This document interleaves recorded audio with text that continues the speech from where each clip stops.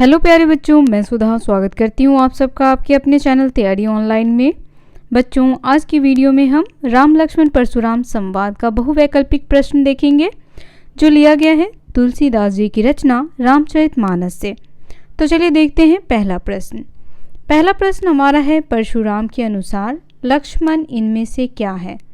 पहला ऑप्शन मूर्ख, दूसरा कुबुद्धि, तीसरा कुटिल और चौथा उपयुक्त सभी। बच्चों, आपके पास 5 सेकेंड है, फटाफट आप अपना आंसर हमें कमेंट करके बताएं। अगर आपने राम लक्ष्मण और परशुराम संवाद पर बने हुए वीडियो को अभी तक नहीं देखा है तो आप उस वीडियो को देख सकते हैं, लिंक आपको आई बटन में मिल जाएगा। इसका आंसर है बच्चों ऑप्शन नंबर डी, उपयुक्त सभी। परशुराम जी लक्ष्मण को मूर्ख भी समझते हैं, कुबुद्धि भी और कुटिल भी। दूसरा प्रश्न है, सूरवीर को अपनी सूरता डैश प्रदर्शित करनी चाहिए। पहला ऑप्शन है स्वयंवर के समय, दूसरा अपने को औरों से बड़ा बताने के समय, तीसरा युद्ध भूमि में और चौथा राजभवन में। तो बच्चों, सूरवीर को अपनी सूरता कहाँ दिखानी चाहिए? युद्ध भूमि में। इसका आंसर हो जाएगा ऑप्शन नंबर सी। तीसरा प्रश्न है, तुम तो कालू हाँक जनु लावा, पंक्ति में निहित अलंकार कौन सा है? 4 ऑप्शन है बच्चों। पहला उपमा, दूसरा उत्प्रेक्षा, तीसरा रूपक और चौथा श्लेष। आपको बताना है बच्चों इस पंक्ति में कौन सा अलंकार है। अगर आप अलंकार के बारे में जानते हैं तो आप जल्द ही इसका आंसर हमें कमेंट में देंगे। तो देखिए बच्चों, इस पंक्ति में है उत्प्रेक्षा अलंकार। चलिए मैं आपको उत्प्रेक्षा अलंकार के बारे में बता दूं, जिसमें समानता होने के कारण उपमेय में उपमान के होने की कल्पना की जाए या संभावना हो, तब वहाँ कौन सा अलंकार होगा? उत्प्रेक्षा अलंकार। अब हम कैसे पहचानेंगे कि वो उत्प्रेक्षा अलंकार है? तो देखिए, कुछ उदाहरण देकर के मैं आपको बताती हूँ। जैसे जहाँ पर लिखा हो मनु, जनु, जन हूँ, जानो, मानहूँ, मानो, ज्यों, ईव, निश्चय, तो ये सभी शब्द जहाँ भी होंगे जिस भी पंक्ति में, वो उत्प्रेक्षा अलंकार होगा। जैसे यहाँ देखिए, इस पंक्ति को आप ध्यान से देखिए।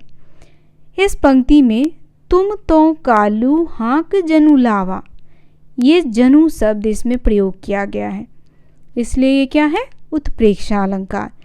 चौथा प्रश्न है, परशुराम ने गाधी चुनु का प्रयोग किसके लिए किया है? पहला ऑप्शन आपके पास है स्वयं के लिए, दूसरा गुरु वशिष्ठ के लिए, तीसरा विश्वामित्र के लिए, चौथा लक्ष्मण के लिए। आपके पास 5 सेकेंड है, फटाफट इसका आंसर हमें बताएं कि इसका आंसर क्या होगा। बच्चों, राम लक्ष्मण परशुराम संवाद में परशुराम जी गाधु शुनु का प्रयोग विश्वामित्र के लिए करते हैं। ऑप्शन नंबर सी इसका करेक्ट आंसर है। 5वां प्रश्न है, अयमय खांड न उखमय, पंक्ति में अलंकार है। हमें बताना है बच्चों इसमें कौन सा अलंकार है। 5 सेकेंड आपके पास है, आप इसका आंसर हमें कमेंट में बताएं। पहला ऑप्शन है श्लेष, दूसरा रूपक, तीसरा उत्प्रेक्षा और चौथा अनुप्रास।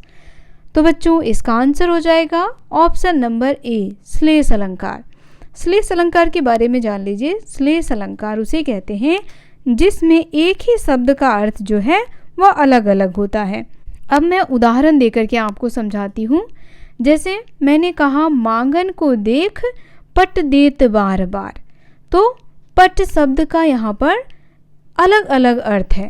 एक अर्थ इसका है बच्चों दरवाजा, और दूसरा यहाँ पर अर्थ निकलता है वस्त्र। तो श्लेष अलंकार उसे कहते हैं जिसमें किसी एक शब्द के अनेकों अर्थ हों। छठा प्रश्न है, राम लक्ष्मण परशुराम संवाद में किस छंद का प्रयोग हुआ है? पहला ऑप्शन सेवैया, दूसरा चौपाई, तीसरा दोहा और चौथा दोहा व चौपाई दोनों। तो बच्चों, अगर आपने राम लक्ष्मण परशुराम संवाद पढ़ा होगा तो आपको पता होगा कि इसमें किस छंद का प्रयोग किया गया है। इसका आंसर है ऑप्शन नंबर डी, इसमें चौपाई और दोहा दोनों का प्रयोग किया गया है। 7वां प्रश्न है, परशुराम के सिर पर अभी किसका ऋण शेष था? पहला ऑप्शन माता का, दूसरा पिता का, तीसरा गुरु का और चौथा शिव जी का। तो बच्चों, जब सीता स्वयंवर में शिव जी का धनुष टूट जाता है तो परशुराम जी बहुत ही क्रोध में आते हैं और वह कहते हैं कि उनका जो शिव जी का ऋण है वह अभी शेष था। ऑप्शन नंबर डी इसका करेक्ट आंसर होगा। प्रश्न संख्या 8 देखिए, लक्ष्मण ने ऋण चुकाने के लिए परशुराम से किसे बुलाने के लिए कहा? पहला ऑप्शन किसी मध्यस्थ को, दूसरा हिसाब किताब के जानकार को, तीसरा अपने गुरु को और चौथा राज दरबारियों को। तो बच्चों लक्ष्मण जो है वह परशुराम जी का मजाक उड़ाते हुए कहते हैं कि हिसाब किताब के जानकार को बुला लो। प्रश्न संख्या 9 देखिए, लक्ष्मण के शब्द परशुराम के लिए डैश थे। पहला ऑप्शन क्रोधी रूपी आग में जल के समान, दूसरा शीतलता प्रदान करने वाले, तीसरा जले पर नमक छिड़कने वाले, चौथा क्रोधी रूपी अग्नि में घी की आहुति के समान। तो जब लक्ष्मण जी परशुराम जी से बातें कर रहे थे तो उनकी बातें ऐसी लग रही थी जैसे आग में घी डालने का काम कर रहे हों। ऑप्शन नंबर डी इसका करेक्ट आंसर होगा। क्रोधी रूपी अग्नि में घी की आहुति के समान काम कर रहा था लक्ष्मण जी का शब्द। 10वां प्रश्न है, राम के वचन परशुराम के लिए क्या था? पहला ऑप्शन है जल के समान शीतल, दूसरा शहद के समान मधुर, तीसरा नीम के समान कड़वे और चौथा कड़वी ककड़ी के समान। तो देखिए बच्चों, लक्ष्मण जी की बात को सुनकर के परशुराम जी को गुस्सा आ रहा था, लेकिन राम जी के मधुर शब्द को सुनकर के उनके मन को शीतलता मिल रही थी। तो यहाँ आंसर हो जाएगा ऑप्शन नंबर ए, जल के समान शीतल। 11वां प्रश्न है, इस संवाद में कौन सा गुण है? पहला ऑप्शन माधुर्य गुण, दूसरा ओज गुण, तीसरा प्रसाद गुण और चौथा इनमें से कोई नहीं। तो बच्चों इस संवाद में ओज गुण है। चलिए आपको ओज गुण के बारे में बताएं कि ओज गुण क्या है। तो देखिए, कवि की वह रचना जिसको पढ़ने से चित्त में यानी हमारे हृदय में जोश, वीरता और उल्लास उत्पन्न हो, उसे कहते हैं ओज गुण। 12वां प्रश्न है, राम लक्ष्मण परशुराम संवाद में किस रस की प्रमुखता है? पहला ऑप्शन हास्य रस, दूसरा करुण रस, तीसरा शांत रस और चौथा वीर रस। तो देखिए बच्चों, इसमें जो है वह वीर रस की प्रमुखता है। ऑप्शन नंबर डी इसका करेक्ट आंसर होगा। 13वां प्रश्न है, राम लक्ष्मण परशुराम संवाद में किस शब्द शक्ति का प्रयोग हुआ है? पहला ऑप्शन अविद्या, दूसरा लक्षणा, तीसरा व्यंजना और चौथा इनमें से कोई नहीं। तो बच्चों इसमें व्यंजना शब्द शक्ति का प्रयोग किया गया है। ऑप्शन नंबर सी इसका करेक्ट आंसर है। क्वेश्चन नंबर 14 देखिए, तुलसीदास जी का जन्म कब और कहाँ हुआ? 4 ऑप्शन है। पहला है तुलसीदास जी का जन्म सन 1532 में उत्तर प्रदेश के बांदा जिले के राजापुर ग्राम में हुआ। दूसरा, इनका जन्म सन 1585 में बनारस में हुआ। तीसरा, इनका जन्म सन 1432 में उज्जैन में हुआ और चौथा ऑप्शन है इनका जन्म सन 1532 में जयपुर राजस्थान में हुआ। तो बच्चों हमने जब तुलसीदास जी के बारे में पढ़ा था तो हमने पढ़ा था कि तुलसीदास जी का जन्म जो है वह 1532 में उत्तर प्रदेश के बांदा जिले में हुआ। इनकी माता थी हुलसी, जिनकी मृत्यु हो गई थी इनके जन्म के पश्चात और पिता ने इनका त्याग कर दिया था। ऑप्शन नंबर ए इसका करेक्ट आंसर है। 15वां प्रश्न है, तुलसीदास जी किस शाखा के प्रतिनिधि कवि थे?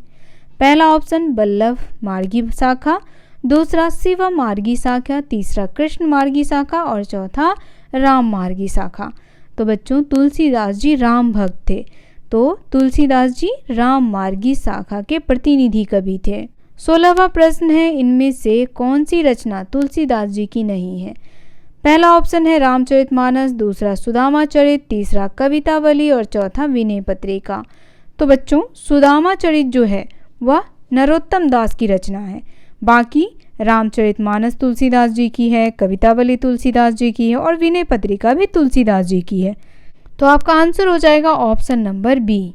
17वां प्रश्न है, तुलसीदास जी के काव्य में किन किन रसों की प्रधानता रही है? पहला ऑप्शन श्रृंगार एवं करुण, दूसरा करुण एवं रौद्र, तीसरा शांत एवं करुण, चौथा हास्य एवं शांत।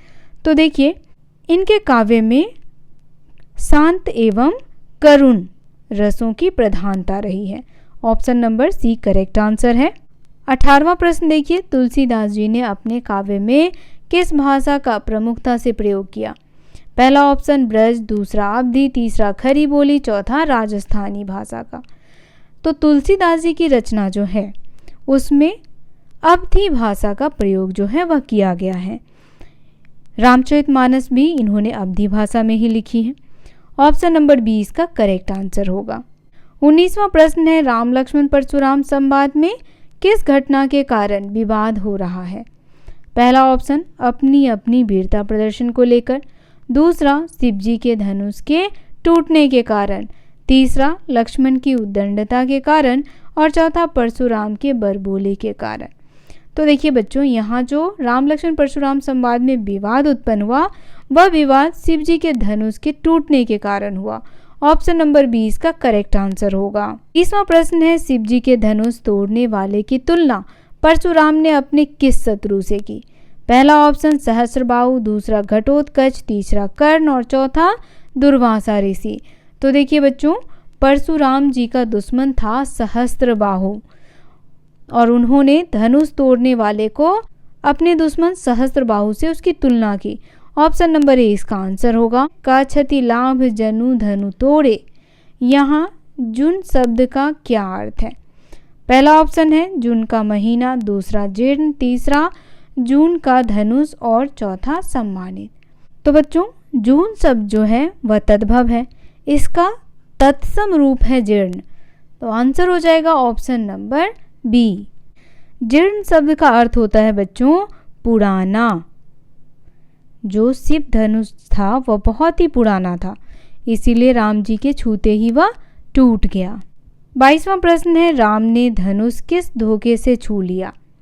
पहला ऑप्शन कि धनुष बहुत मजबूत है, दूसरा कि धनुष एकदम नया है, तीसरा कि धनुष उससे उठेगा नहीं और चौथा कि धनुष बहुत भारी है।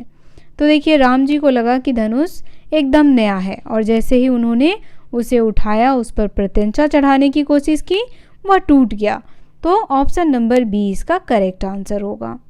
23वां प्रश्न है बच्चों, परशुराम ने अपनी भुजाओं के बल से डैश कर दिया।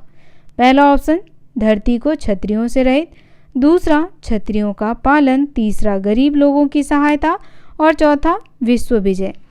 तो परशुराम जी लक्ष्मण जी से कहते हैं कि मैंने कई बार इस धरती से क्षत्रियों का विनाश कर दिया और इस धरती को ब्राह्मणों को दान में दे दिया।